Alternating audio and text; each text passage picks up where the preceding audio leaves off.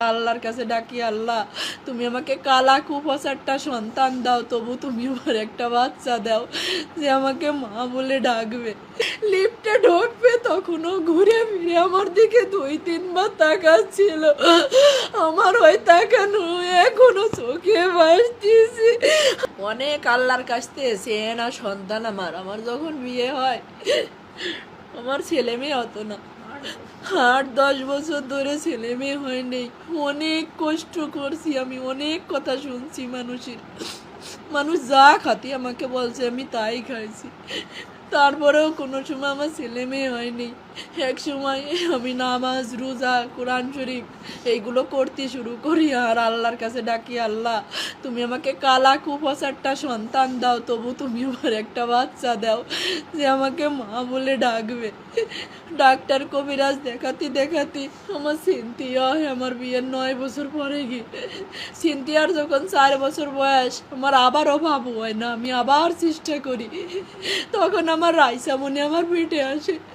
হ্যাঁ, তখন থেকে আমাদের জীবনটা বদলে যায়। আমাদের জীবনটা এত সুখের ছিল না, অনেক কষ্টের ছিল আমার জীবনটা আর আমার স্বামীর জীবনটা। একে তো সন্তান হারা, আমাদের টাকা পয়সার সমস্যা, সব কিছুর সমস্যা ছিল। যখন আমার রাইসা আমার গর্ভে আসে আমার জীবনটাই বদলে যায়।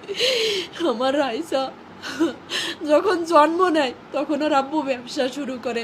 আজ ওর বাবা ব্যবসায়ী, প্রতিষ্ঠিত ব্যবসায়ী, কিন্তু আমার বাকি নাই। আমার লক্ষ্মী মেয়ে বুড়োই গেছে।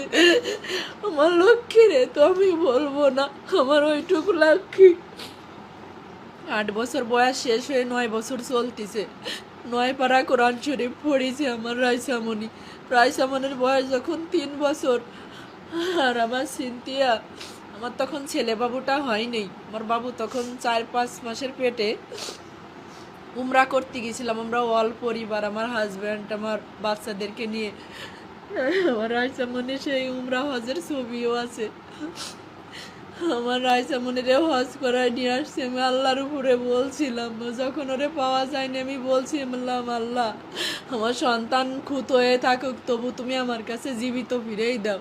আমি আবার আমার পাখিরে সম্পদ বেশি হলেও উমরা করাতে নিয়ে যাব, আবারও আমার পাখিকে আমি হজ করাতে নিয়ে যাব।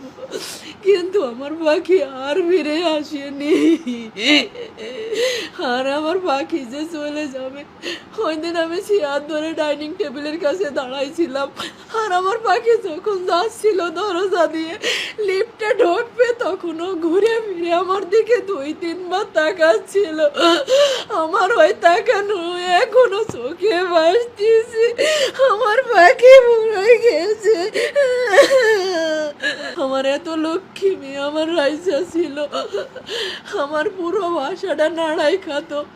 আমার সিনথিয়া আর আমার রাফসান এত দুষ্টুমি করে না আর এত চঞ্চল না। আমার রাইসা অনেক চঞ্চল মেয়ে ছিল। আর আমার দুলালি আজকে আমার কাছে ফিরে আসছিল আসবে।